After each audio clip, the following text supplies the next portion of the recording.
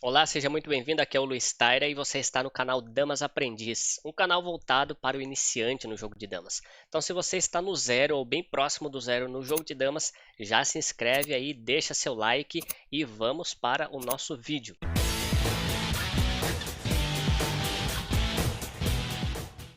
Hoje nós vamos falar um pouco sobre a importância do centro no jogo de damas. Jogos de tabuleiro como o xadrez, o jogo de damas, é muito importante você dominar as casas centrais. Ou pelo menos você entender a teoria, o conceito por trás das casas centrais.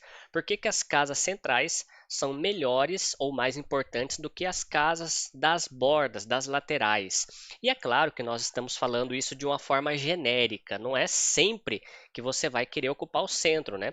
Dependendo da estratégia de jogo, dependendo da posição de uma situação específica, você pode querer ir pelas bordas, né, e pelos flancos, mas no geral as casas centrais são muito importantes. É importante você dominar as casas centrais. E no jogo de damas, quando a gente fala de casas centrais, quais casas nós estamos nos referindo? É a casa C5 e a casa F4. C5 e F4. Se você estiver jogando de brancas, você vai estar visualizando dessa forma, né? O C5 fica aqui do seu lado esquerdo, o F4 aqui do seu lado direito. Se você estiver jogando de pretas, o F4 vai ficar do seu lado esquerdo e o C5 do seu lado direito. Mas são as mesmas casas, o tabuleiro ele é simétrico, as posições são simétricas. Então, essas são as casas que você tem que ficar de olho no jogo de damas. Significa que você vai tentar ocupar essas casas a qualquer custo?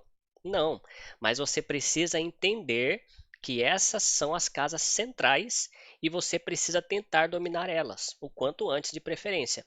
Por quê? Porque essas casas podem te dar vantagens no fim de jogo. E basta você olhar a casa C5 e a casa F4, que você vai ver que as pedras que estão nessas casas, elas dominam, olha só, uma pedra em C5 e uma pedra F4 domina a casa de B6, a casa de D6, a casa de E5, a casa de G5.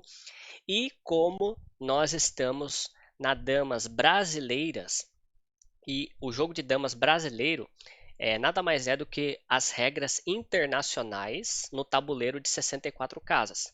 Então, quando nós falamos que nós estamos jogando na regra brasileira, significa que nós estamos jogando nas regras internacionais. O jogo de damas ele tem vários tipos de regras. Então, você tem regras para damas italianas, damas espanholas, damas inglesas, tem o checkers, tem damas russas. Então, cada país tem as suas regras. E dependendo do país, como por exemplo no Brasil, você joga de um jeito numa região, joga de outro em outra, então as pessoas vão inventando regras, né? Agora, existe uma regra unificada do jogo de damas no mundo? Existe, mas não no tabuleiro de 64 casas, não no tabuleiro de 8 por 8, como é esse daqui que nós estamos vendo. É no tabuleiro de 100 casas, tá? Então, é um tabuleiro maior, e aí você joga damas internacionais. E aí no mundo inteiro é a mesma regra, tá? E o Brasil adotou a regra do tabuleiro de 100 casas para o tabuleiro de 64 casas. Então nós somos o único país no mundo que joga a mesma regra no tabuleiro de 100 casas e no tabuleiro de 64 casas. E se nós pensarmos de forma lógica, isso é o que deveria acontecer, né, também no tabuleiro de 64 nos outros países. Mas por enquanto não é assim. Então, na nossa regra, que é a regra internacional, a pedra ela captura para trás, tá? Então, se você tiver uma pedra aqui em F4, ela também vai dominar a casa de E3 e dominar a casa de G3. E a pedra de C5 domina a casa de B4 e a casa de D4. Então, olha só, duas pedras nessas casas centrais dominam uma, duas, três, quatro, cinco, seis, sete, oito casas. Oito casas. Então, olha só a importância do centro. Já uma pedra, por exemplo, né, como é aqui, uma pedra em A7, ela domina só a casa de B6. Ela protege só a casa de B6. Então, olha só, as pedras nas laterais, né, por exemplo, H4, ela domina só a casa de G3 e a casa de G5. Então, ao passo que a pedra de F4 domina G5, G3, E3 e E5, o dobro de casas que a pedra de H4. Então você percebe a importância da casa de F4 e de C5? Então, para nós entendermos melhor, essa força do centro, olha essa posição aqui. as pretas estão com 1, 2, 3, 4 pedras, né? E as brancas estão com 1, 2, 3. Então as brancas estão com uma pedra a menos.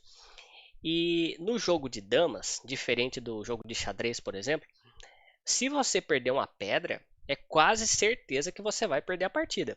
Por quê? Porque isso daqui é um jogo de combate, né? É pedra contra pedra. Então, o ganho material ou a perca de material é muito importante. Você não pode perder uma pedra. Você pode sacrificar uma pedra. Sacrifício é diferente de perder. Quando você sacrifica uma pedra, você tem um plano em mente. Você está abrindo mão daquela pedra ou para ganhar posição ou para ganhar vantagem, né? Daqui 3, 4, 5 lances, ou para sair de uma posição que estava muito ruim para você. Então aí você entrega uma pedra e vai ocupar uma posição melhor, ou vai fazer uma dama, ou vai ganhar a partida, né? Então basicamente é esse o objetivo do sacrifício. Diferente de você cometer um erro e perder uma pedra. Então se cometer um erro e perder uma pedra, fatalmente você vai perder a partida no jogo de damas. No jogo de xadrez, às vezes você consegue recuperar, nem sempre, né, o material, mas aí você sacrifica lá 3 peões em troca de um cavalo, etc, etc. Agora, no jogo de damas, é muito importante o ganho material. Agora aqui as brancas estão com uma pedra a menos. E aí você fala, poxa, então elas vão perder a partida. Só que nós queremos destacar aqui a importância do centro. Do centro. Então a jogada das brancas, o que as brancas vão jogar aqui? Então elas têm várias opções, né? Elas podem jogar aqui de F2 para E3, pode jogar aqui de F4 para G5. E aí, o que você vai jogar? Né? Pode jogar aqui de B4 para A5, mas olha só, a melhor jogada aqui é você jogar de B4 para C5. E olha essa posição. Você dominou a casa de C5 e a casa de F4, as casas centrais do tabuleiro, e agora é vez da preta jogar. E o que as pretas vão jogar aqui? As pretas estão perdidas. Por quê? Porque qualquer coisa que a preta jogue aqui, ela está entregando pedra. Então, se a preta jogar F6 para E5, olha só, está entregando duas, não adianta, né? Não pode jogar F6 e E5. Não pode jogar aqui de E7 para D6, porque está entregando duas, né? Aí você entrega duas.